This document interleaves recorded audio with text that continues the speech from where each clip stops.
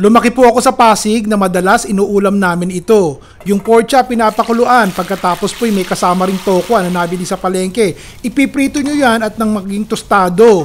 Pagkatapos po nyan, isasabay na po natin iprito yung ating baboy na pinagpira-piraso. Luto po ito ni Ate Mayet. Ang pangalan po nito ay lutong incheck. Baka po ma-offend yung iba sa salitang incheck, yun po talaga pangalan Maraming luya po ang inuuna. Pag mainit na mantika, igisa po natin yan kasama ang maraming bawang at isunod na po natin ang ating sibuyas na bombay. Haluin po natin at igisa at saka isama na po natin ang ating tause. Lawan nyo po yung tause at nang hindi masyadong maalat, tapos lagyan nyo na rin ng konting tubig. Tapos isasama po natin tong ating piniritong baboy. Kung gusto nyo pong maglahok ng hipon bahala na po kayo. Baboy lamang inihalo ni Ate Mayet. Takpan po natin at sangkutsahin. Pagkatapos ng 1 minuto eto't ilalagay na po natin ang ating sabaw. Tubigan nyo na po. Depende po sa inyo kung gaano karaming sabaw ang ilalagay nyo. Lagyan nyo po ng ginayat na carrots, isara ng kaunti at lutuin ng kaunti ang carrots. Tsaka natin ilalagay ang napakadaming nuknukan ng daming repolyo. Yan lang po ang gulay na lahok ng ating lutong incheck. Carrots at tsaka maraming repolyo. Pagkatapos halu-haluin nyo ng kaunti at isama nyo na rin po ang inyong kinchay. Kung wala po kayong kinchay, dedahon po ng celery, ayos na rin po.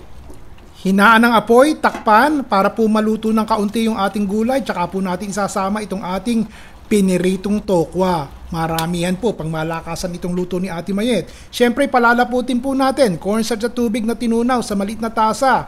Haluin po ng konti. Bahagyan na lang po ang apoy. Pagkatapos maghalo takpan po natin at nang maluto at lumapot po ang sabaw. Patayin ang apoy at tama na yan. Huwag muna po kayong aalis. Meron pa pong isang niluto si Ate Mayet na magugustuhan nyo.